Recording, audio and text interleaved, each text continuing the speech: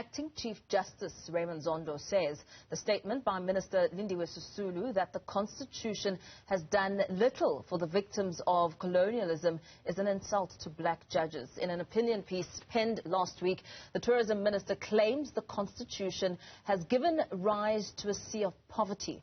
Government has already distanced itself from the minister's claims, labelling them reckless. For more reaction on this, I'm joined by former Constitutional Court Justice Edwin. A very good morning to you. Thank you so much for your time. We listened to Acting Chief Justice Raymond Zondo say that the opinions vented in the minister's piece were probably the worst insult that has been levelled against the judiciary in democratic South Africa. What's your take? Good morning, Paul, and good morning to all your viewers. It's a pleasure to be on your program. I think the first thing to say is that Acting Chief Justice Zondo took a bold and brave step in speaking out, and a necessary step. He consulted heads of court, so he obviously consulted the other candidates for Chief Justiceship, including the President of the Supreme Court of Appeal and the Judge President of Gauteng, Justice Dunstan Mlambo, as well as his colleague, Justice Mbuyiseli Madlanga.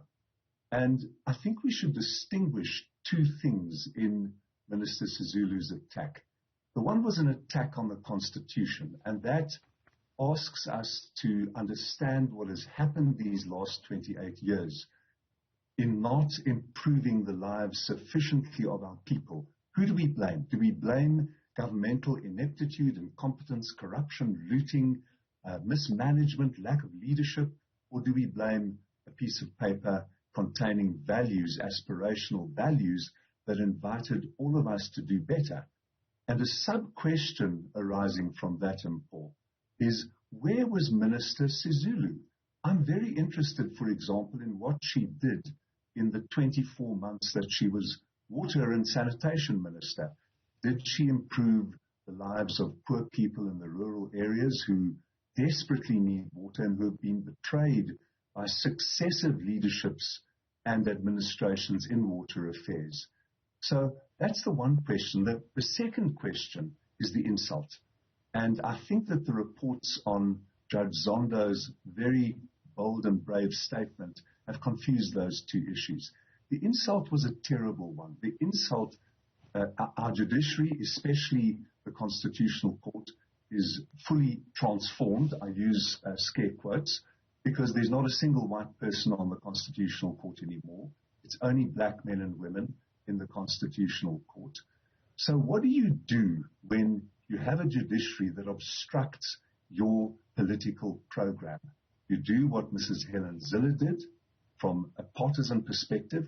You launch baseless and factless, reckless attacks on the judiciary. And from a partisan perspective, you do what Minister Sisulu has now done. You launch an attack on the judges. Now, the particular insult she used has got a history in South Africa, and it's a grievous history. When Chief Justice Pius Nkonzo Langa, in 2008, laid a charge against Judge President Hlophe of seeking to subvert the processes unlawfully, probably criminally, to subvert the processes of the Constitutional Court. He was called a coconut. He went to his grave with the insult from Justice Hlophe's partisan supporters, saying that this wonderful man who had fought for our liberation, who was an impeccable judge, a hard-working judge of enormous integrity, that he was a coconut.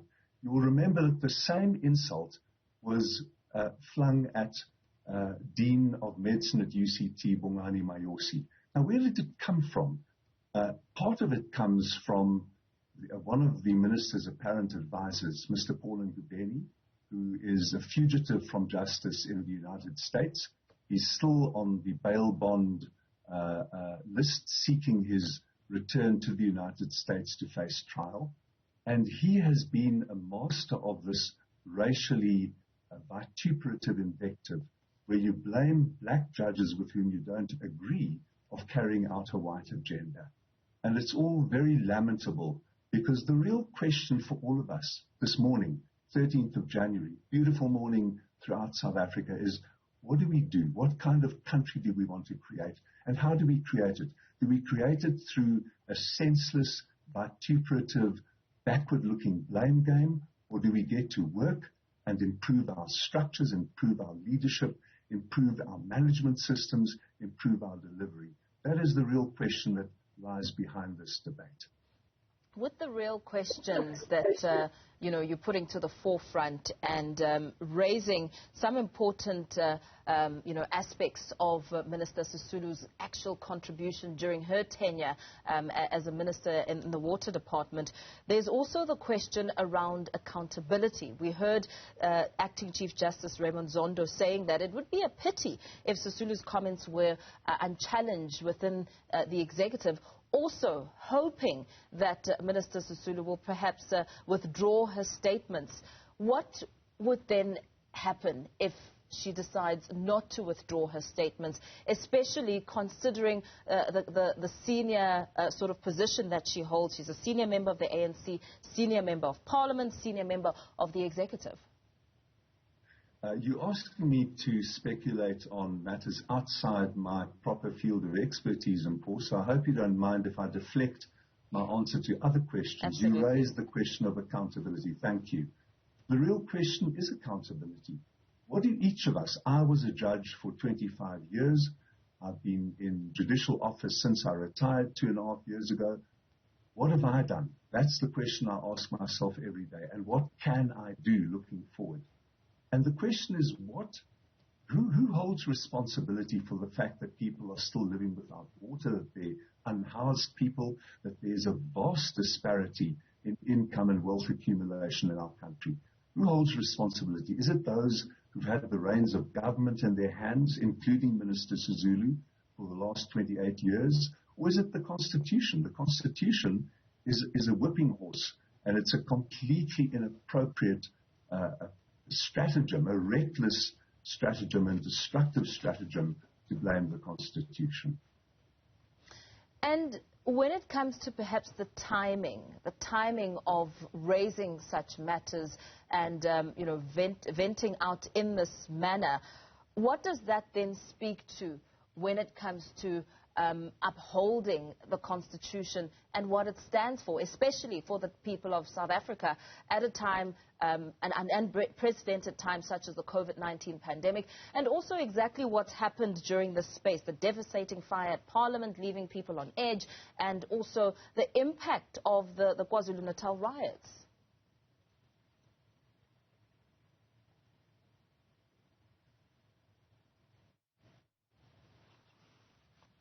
Okay, we appear to have lost. Okay, we now, I understand, have the justice back. I don't know if you got the end of my question there, when where I raised the issue of timing, the timing of the minister's comments at this present time, where South Africa may be a little bit on edge after those the Parliament fire and also the riots from last year in KZN, and that entire ripple effect on how South Africans are feeling at the moment. The timing is, of course, significant. This is a struggle for our country. It's a struggle for our country's values. It's a struggle about accountability, as we discussed a moment ago. So it's grievous timing, and the question really is about power.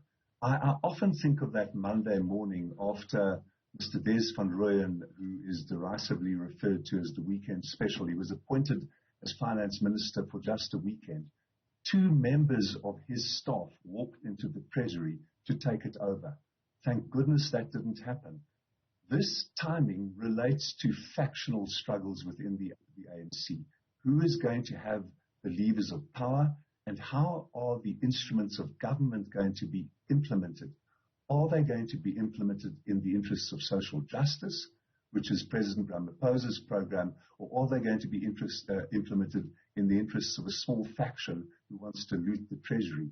That's the bigger question behind this. But of course, it's also a struggle for our national soul. There are terrible false facts being distributed in South Africa, not dissimilar to what's happening in America. The narrative that former President Zuma is a victim. He's not a victim. He's been called to account within a court of law for alleged misdeeds that he himself committed. So there are terrible distortions which are being used in this struggle for power, which ultimately is a struggle for who's going to benefit most. And the question is for all of us is, are we committed to the Constitution that puts at its center dignity, equality, and human rights? And that's what the struggle is about. And Minister Sisulu's rhetoric, as well as the reckless and unfounded attacks of people like Mrs. Helen Zille, they fall into the same category. They are factional and partisanly directed, and they do enormous damage at a time of danger for all of us in our country. Very well. Thank you so much for your time. Thanks for weighing in on this discussion. Former Constitutional Court Justice Edwin Cameron giving us his take following the opinion piece by Minister Lindiwe Sisulu.